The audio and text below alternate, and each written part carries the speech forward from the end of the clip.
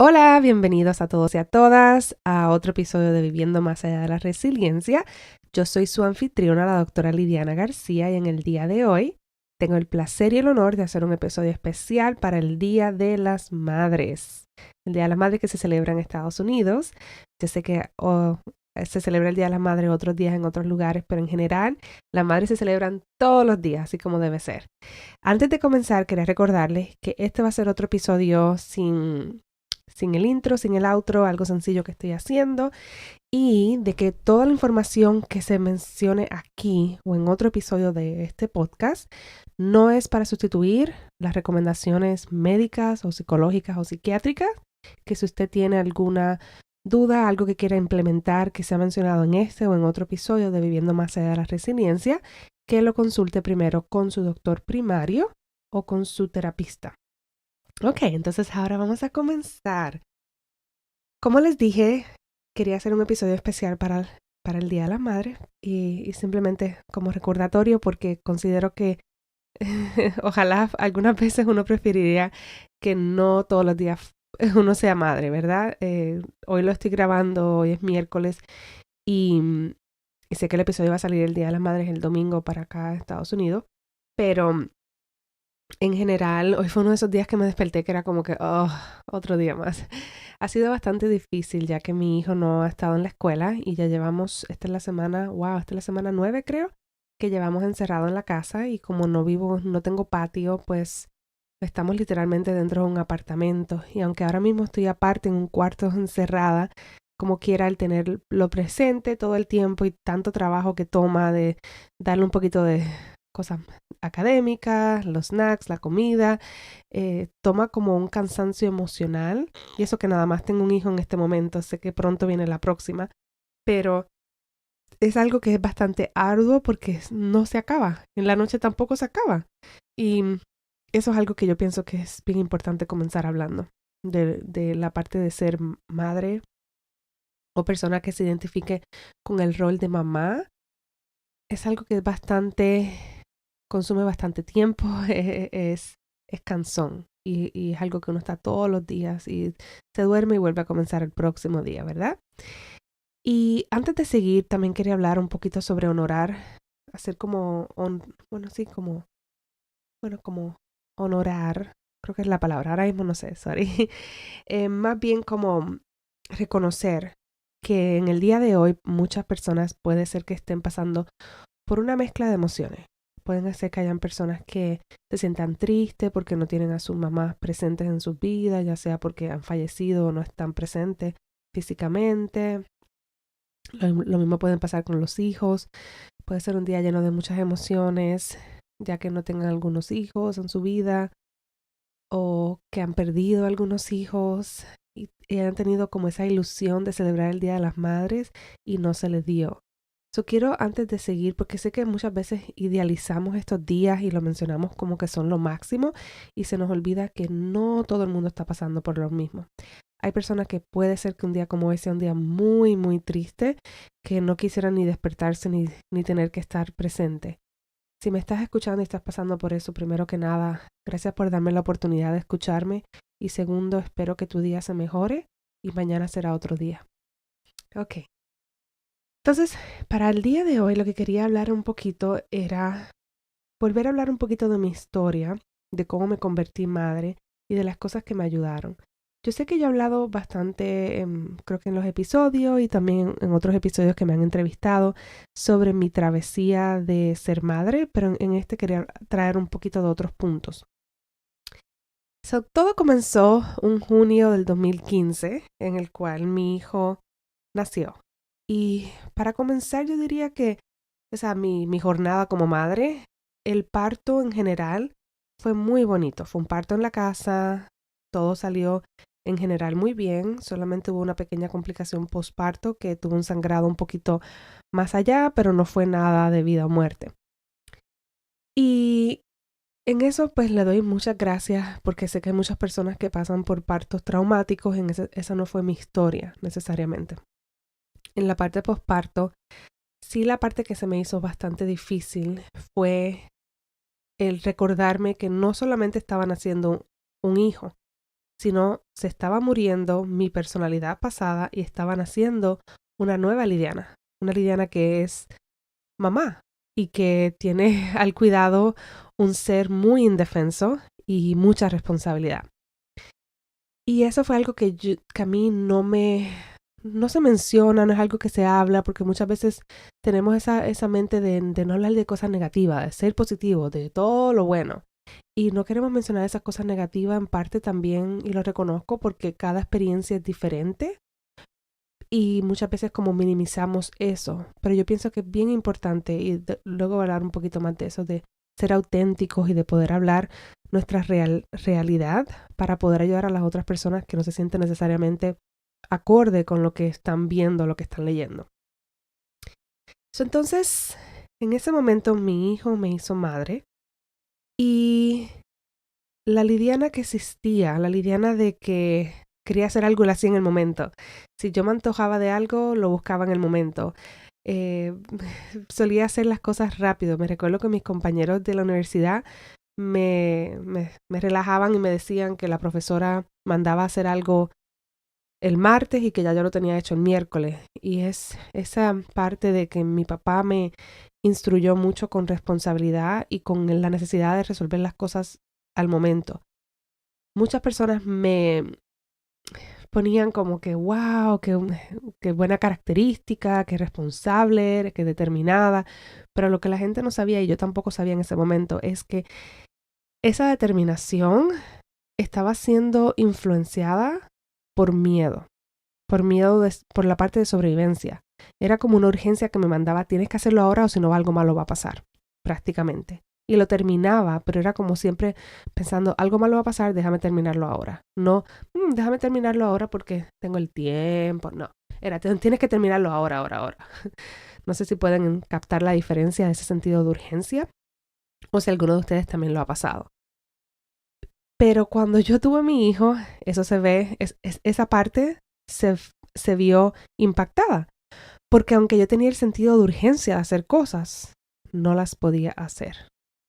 Por ejemplo, cosas como, quiero ir allá, quiero comprar esto, quiero hacer aquello. Lo de comprar, sí, por la noche, oh my God. Y Amazon tiene la aplicación que tú le das al botón y ya compras las cosas fáciles, o hay maneras de comprar cosas fáciles en muchos websites, ¿verdad? Y yo, pues esa parte sí lo hacía. Pero el poder ir a un lugar, consultar con algo, si quería resolver algo, no lo podía hacer. Y eso para mí era bien difícil, sentir ese sentido de urgencia y que no lo pudiera resolver. Me causaba como una constipación mental de cosas que se me quedaban atrapadas que no podía resolver y me desesperaba, pero no tenía como la capacidad verbal por el cansancio y como la capacidad cognitiva de poder analizar, es esto. Yo nada más sentía esa urgencia en mi cuerpo. Tienes que resolver esto ahora y no todo lo podía hacer. Tienes que resolver que tu hijo duerma y eso no funciona así. Eso es bastante complicado. Tienes que resolver que dar tanto pecho tampoco funciona así. A mí hay gente que lo puede hacer.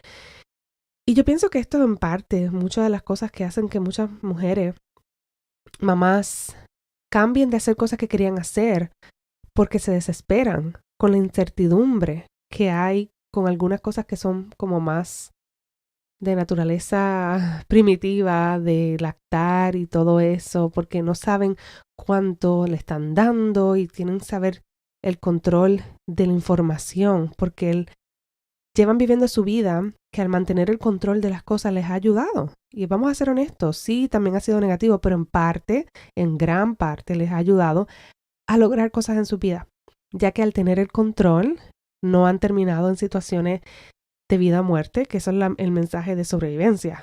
Ten el control para que no te pase nada.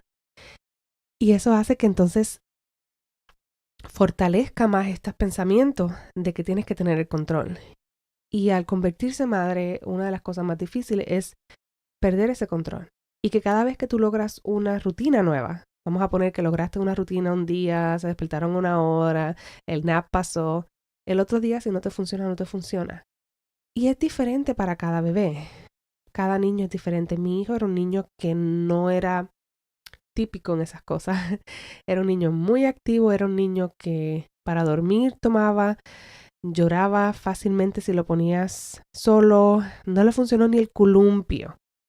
Entonces quería mucho estar encima con mamá y eso me desesperaba a mí más porque entonces más incertidumbre, menos tiempo tenía yo para hacer las cosas que yo quería y más también tenía que depender de otras personas, lo cual es algo que yo no había experimentado y que no me gusta, todavía no me gusta tener que depender de otras personas para poder lograr cualquier cosa. Tenía que depender de que él durmiera bien para yo poder tener la mente clara para crear cosas, porque cuando uno no duerme, o sea, tú me puedes quitar todas las cosas, pero el quitarme el dormir a mí me afectó grandemente. Porque ahí es cuando un día, ok, 2 días, ok, pero 2 semanas de sueño interrumpido. Y me recuerdo que mi dula me lo dijo. Me dijo, te voy a hablar estas cosas ahora antes de que nazca bebé porque luego tu mente va a estar como en otro lugar. Y es bien, bien difícil. Entonces, en ese momento que nació mi hijo, que pasé por unas pequeñas dificultades físicas, medio mastitis, como a la semana y media, que es la infección en los ductos, creo que en los ductos de leche, anyway, en los senos. Y se sentía como si me estuviera dando un flu, o sea, tenía fiebre bien alta, temblando, sudaba en frío, dolor en el cuerpo, era una cosa bien mala. Y otras cositas que también luego se vieron afectadas. Y todas esas cosas impactaron mi relación también con mi hijo, porque yo me sentía tan confundida de esa como energía que salía de urgencia de hacer cosas y no poder hacer nada, que entonces me empezó a dar como esa emoción o esa sensación de estoy atrapada. Esa yo creo que es una de las mejores maneras de describirlo. Era como que me siento atrapada en este nuevo rol que se me dio, que yo quería, que yo lo busqué, pero ahora me siento atrapada y no puedo expresarme porque me siento entonces culpable por todas esas mamás que quieren tener hijos, que han perdido hijos, o sentirme como que no soy agradecida de la oportunidad que me dieron y de la bendición que me dieron. A eso se suma que uno mira en internet todas estas imágenes y todas estas personas hablando de la maternidad, de lo bonito que es, lo mucho que aman a sus hijos, que aunque están cansadas se sienten enamoradas de sus hijos. Yo no estaba sintiendo eso, entonces más aún eso contribuía de que hay algo malo conmigo. No soy una buena madre, hay algo malo conmigo, ¿qué está pasando? Entonces luego recurría a toda la información de psicología que tenía en mi cabeza, como estudié un doctorado en psicología, en términos de la relación de la mamá e hijo, el apego. Y entonces me sentía como que estoy dañando el apego con mi hijo. Y era o sea, no tenía ninguna salida. Era si me iba por este lado, me sentía culpable. Si me iba por este lado, me sentía mala madre. Si me iba por el otro lado, me sentía que no me importaba a mi hijo, que no me importaba a mí. Era sentirme atrapada y ver muchas opciones. Yo creo que esa es la mejor manera. Era como que yo estaba en el medio, yo veía muchas puertas, opciones, pero no sabía ni cuál tomar, ni tenía la energía para poder pararme y abrir esa puerta. Y esto es algo que muchas personas pudieran decir, y a mí como psicóloga pudieran decir, bueno, estabas cayendo en una depresión postparto, los blues, pero en general también me hace pensar cómo estos diagnósticos que nosotros mencionamos, ¿verdad? Muchas veces tienen que ver un poco como lo ridículo que es nuestra sociedad, o sea, la falta de ayuda que hay y cómo cuando uno se convierte en madre y padre, en vez de el mundo ayudarte, cambiar, uno tiene más responsabilidades con menos capacidad. Y entonces eso de por sí va a ser cualquier persona que se vuelva loca. Entonces no es una debilidad. Caer en lo que es quote unquote, o sea, comillas, depresión postparto, no es una debilidad. Es algo como casi esperado de las mamás de hoy día. Las mamás que trabajan, que tienen sueños, que tienen sus empresas, que tienen esa idea de que pueden lograr todo en su vida. Y, se puede lograr muchas cosas en la vida.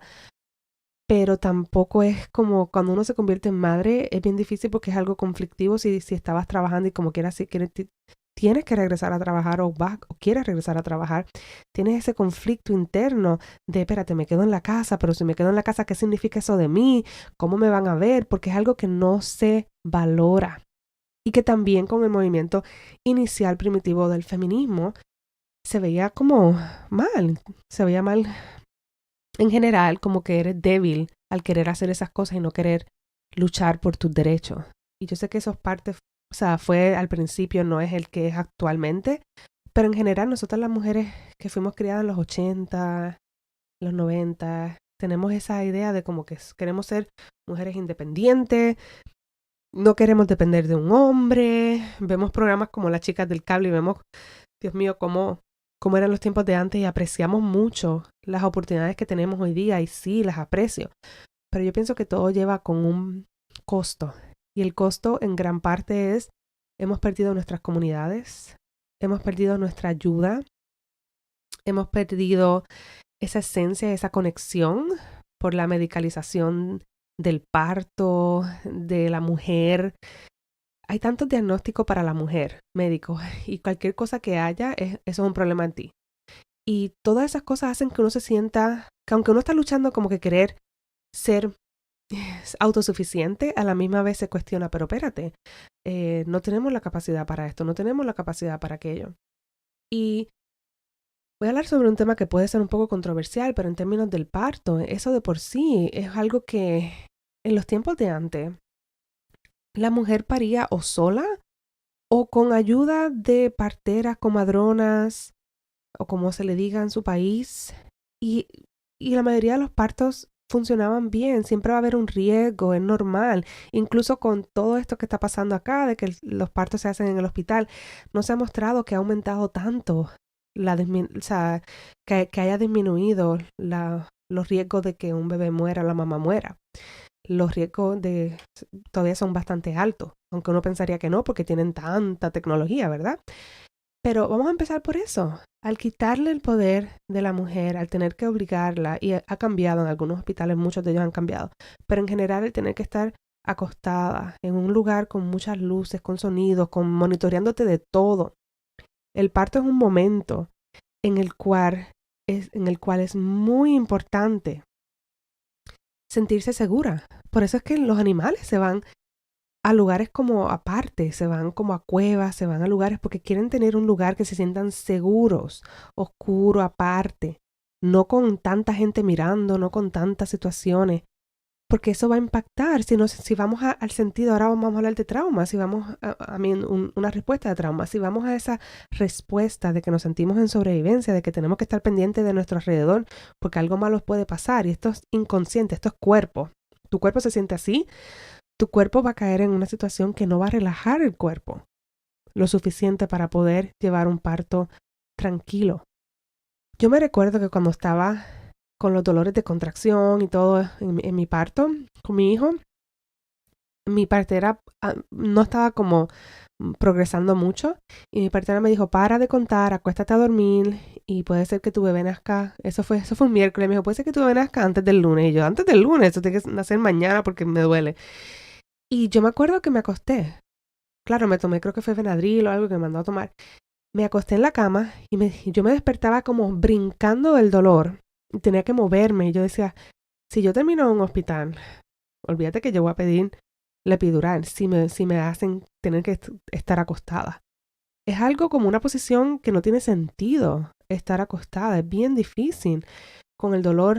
O sea, para mucha gente, hay gente que le funciona, pero para mí, yo me acostaba y sentía que los dolores se amplificaban mucho más. Lo que me ayudaba era estar parada, moviéndome, como arreguindándome de algo para bajar la cabeza, sentándome en mi la bola como de yoga, cosas así. Y poder moverme, meterme a la ducha, meterme a la bañera, no tener que estar conectada a miles de monitores. Y déjame aclarar de nuevo que esto obviamente yo no tenía ninguna muestra o señal de que estaba teniendo algún problema en mi parto. Mi presión arterial estaba bien, bebé estuvo bien todo el tiempo, todos los sonogramas salían bien. Entonces, o sea, esto no lo aplicaría a todo el mundo.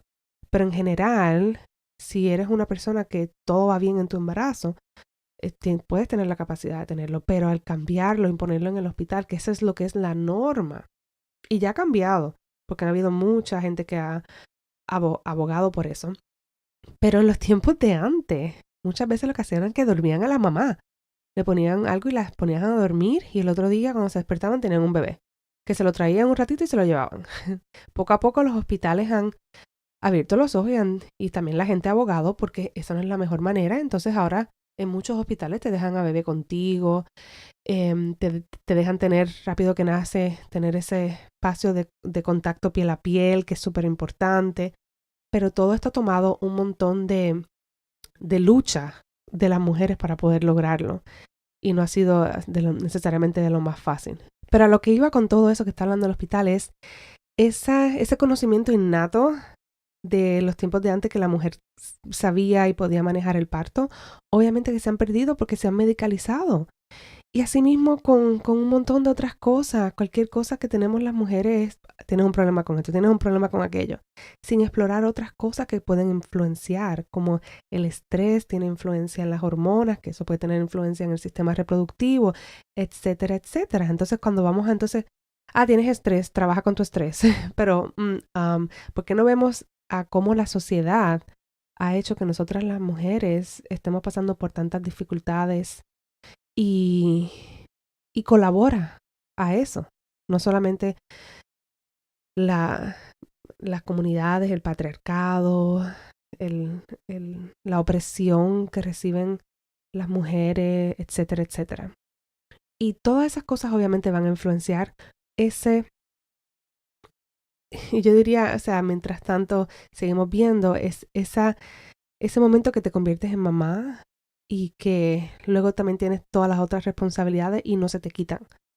Muchas veces es añadir otras responsabilidades, en especial cuando vivimos en un sistema capitalista en el cual muchas mujeres tienen que regresar a trabajar en varias semanas. Yo conozco gente que tiene que regresar a trabajar en 2 semanas porque si no, no va a poder tener dinero para poder pagar que su hijo pueda ser cuidado o para poder tener un techo donde vivir. Eso es muy, muy triste porque entonces son muchas mujeres así que luego se medicalizan, que tienen depresión, que tienen esto, pero no vemos cómo la sociedad también tiene que cambiar. Y en vez de poner el estigma en la mujer de que somos nosotras que somos débiles, volvemos con esa idea, es que la mujer es débil, bendito, mira, no puede ni manejar tener un hijo. Es como que es ridículo la cantidad de responsabilidades que se nos pone. Sé que me fui un poquito por la tangente hablando de eso, pero lo que quería hablar de eso era porque en ese momento que yo empecé a sentirme confusa, que no podía como captar, que empecé a sentirme y cuestionarme, ¿esto era? ¿Y por qué no me siento tan feliz como mucha gente habla? ¿Por qué no me siento enamorada? Es parte de todo eso lo que estaba hablando. Y si me estás escuchando y has pasado por eso o estás pasando por eso, primero quiero decirte que no hay no hay ningún problema contigo. Analiza la sociedad, analiza los mensajes que se han dado y toda la información que hay ahí que colabora y contribuye a que te sientas de esa manera. Claro está, si te llegas a un punto de que sientes que es tan difícil que no puedes ni cuidar de tu hijo, obviamente, no es que yo te voy a decir no vayas al doctor, no tomes medicina. La medicina está ahí, es importante tomarla en momentos. Pero en general que busques también cómo trabajar esas cosas y qué cosas puedes cambiar y qué cosas no puedes cambiar.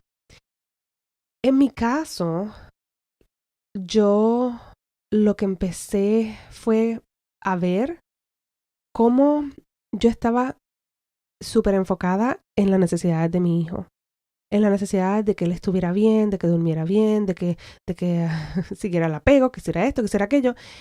Y mientras más hacía eso, más me olvidaba de mis necesidades, de lo que yo quería y más aumentaba un resentimiento que es muy común en muchas mujeres. Tenemos esa cara que estamos sonriendo con los bebés, pero sentimos un coraje, quizás de que nos quitaron esta oportunidad o no pudimos hacer esto. Y en vez de confrontarlo, lo empujamos más abajo porque si empezamos a sentir ese coraje nos sentimos mala madre. Porque hay esa idea de que convertirte en mamá es como si te pusieran otro chip en la cabeza y ahora eres la que lo da todo, la que es súper desprendida de lo que quería hacer, porque si hablas de lo que querías hacer, te van a decir que no eres una mamá, que que no eres buena mamá. Eso es al final del mensaje y muchas veces eso no los creemos nosotros mismos. Mi cuerpo empezó a mostrarme las señales porque yo lo veía pero lo empujaba, lo veía pero lo empujaba. Mi estómago se afectó grandemente, otras partes de mi cuerpo se afectaron al punto de que empecé a ir a doctores. Y me recuerdo cuando fui al gastroenterólogo que me dijo, bueno, tienes qué sé yo, que sí, un sobrecrecimiento de una bacteria en el intestino, te recomiendo estos tratamientos, pero como estás lactando no puedes. Pero algo que te recomiendo que puedes comenzar a hacer es masticar la comida como 30 veces antes de tragarla. Y cuando él me dijo eso, ni siquiera le dije, pero yo estaba en mi mente como que, ajá, ¿con qué tiempo? Si yo tengo un niño que tiene 1 año, que está gateando, caminando por todos lados, que muchas veces cuando le doy comida lo tengo que hacer, me la tengo que tragar rápido porque tengo que estar pendiente de que no vaya a hacerse algo, que se vaya a lastimar. Masticar 30 veces, eso es como comer en media hora, yo no tengo ese tiempo. No tengo ese tiempo y más cuando estoy sola cuidándolo. Porque en las tardes si viene mi esposo se lo puede llevar y se puede coordinar. Pero me sentí tan frustrada porque hasta la recomendación que me dio era algo que yo no veía que lo podía hacer. Y más aún me hace sentir como que, wow, hay algo malo conmigo que no puedo aplicar nada de esto, estoy atrapada. Tengo que simplemente seguir aquí. Y yo empecé a decir, espérate, esto no está bien. Empecé a buscar, como han escuchado en otros episodios, los grupos de mamás que eran honestas, auténticas con ellas mismas, que no estaban con esa basofia de que todo está bien, de que aman a sus hijos. Algunas veces estaban como que, oh, odio esto, me quiero salir corriendo, quiero ir para allá, no quiero, no quiero atenderlo o atenderla. Y eso me gustaba porque entonces empecé a juntarme con gente que eran auténtica y que podíamos expresarnos de una manera sin recibir ese juicio de eres una mala madre. Uy, ¿cómo vas a pensar eso? Al contrario, nos reuníamos y era, sí. Y también dije, no puedo seguir, busqué terapia, todo eso. Y empecé a poner cuáles son las necesidades mías que son importantes para yo poder estar presente, para yo quitarme este resentimiento porque el niño no tiene la culpa. Él no tiene la culpa. Él es un infante, él se va a despertar, va a hacer las cosas, va a gatear, es parte de. Yo como adulta tengo opciones y una de las opciones es ver qué cosas puedo comprometer en mi vida, qué cambios puedo hacer, que quizás no me sienta que estoy siendo la mejor madre del mundo, pero que también me ponga a mí en prioridad para yo sentirme mejor y entonces no tener ese resentimiento y poder estar más presente con mi hijo y sentirme que tenemos una mejor relación de madre-hijo. Fue difícil porque fue contrarrestar esa idea de mala madre y todo eso y empezar a tomar algunas decisiones que para mí en ese momento eran muy importantes, que una de ellas era el dormir y romper con ideas que yo había creado hasta de la gente que hacían sleep training y todo, romper con todas esas ideas porque yo pienso que muy tarde. Ahora tengo otras ideas como las puedo hacer, pero de nuevo son ideas que tengo que a lo mejor se cambian y eso es parte de. Y poder poner en prioridad que son las cosas que yo no podía seguir. En ese momento, por ejemplo, él estaba durmiendo conmigo en la cama. Y en un momento ayudó, pero yo me despierto de nada. Y él se estaba moviendo mucho. Y ya tenía tenía 1 año y medio. Y se movía mucho y yo no estaba durmiendo. Y yo dije, esto no puede continuar. Él no puede seguir durmiendo conmigo en la cama. Sé que hay muchas mamás que recomiendan dormir en la cama y que duermen bien, pero yo no estaba durmiendo. Yo tenía que ir a trabajar porque teníamos que traer dinero para la casa, no tenía la oportunidad de poder quedarme. Y yo dije, esto no puede seguir así, no puedo comprometer más mi sueño.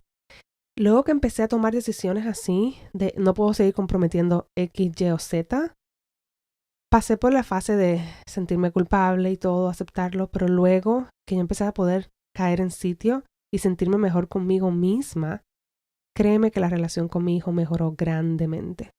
Así que eso es parte del mensaje, de cómo enfocarte en ti y poner tus prioridades también. La otra parte es cómo integrar eso en tu vida y cómo trabajar con ese sentido de culpa que como quiera va a existir. Y tu salud es muy importante. Tu salud es muy importante. De nuevo, podemos ser súper dadas con nuestros hijos, pero cuando nuestra salud se está viendo implicada, o tu salud mental, eso va a intervenir con tu conexión con tu hijo. Entonces, ¿cómo puedes balancear eso? Lo otro es que donde quiera que estés, en lo que estés haciendo, it's okay. Estás bien, estás probablemente haciendo lo mejor que puedes con la información que tienes. Si cometiste algo que no te sientes lo mejor, busca repararlo y seguir hacia adelante. Pero eres una buena madre, eres una excelente madre. Incluso estás escuchando mi episodio sobre el Día de las Madres. Eso nada más me hace a mí pensar que tienes ese interés y que estás buscando mejorar no solamente como mamá, sino como persona. Así que eres una excelente madre. Y la última cosa importante que pienso mencionar es cómo balancear tu intuición con lo que escuches.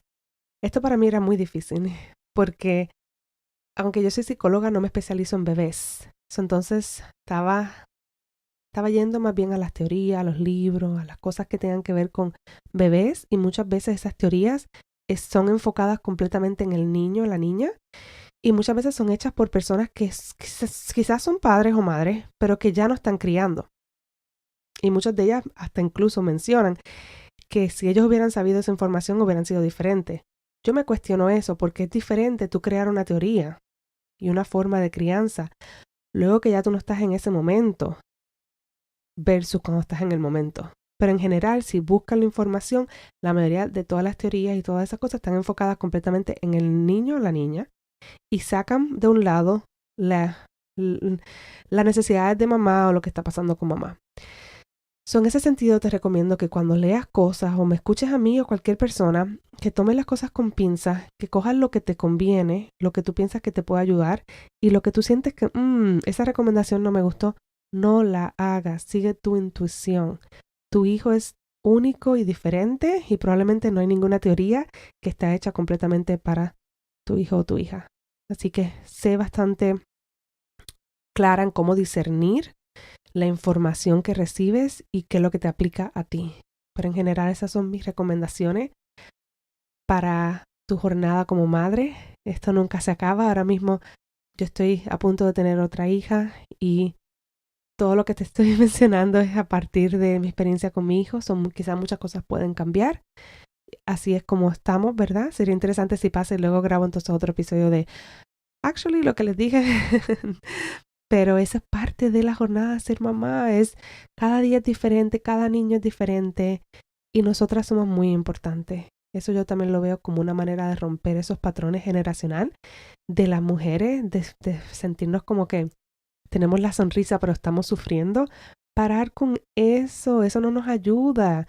Vamos a parar con eso para que nuestros hijos sigan parando con eso para que eventualmente las personas puedan conectar de una manera más auténtica y más genuina y así podamos ayudarnos uno a los otros. Espero que este mensaje le haya ayudado y feliz Día de las Madres.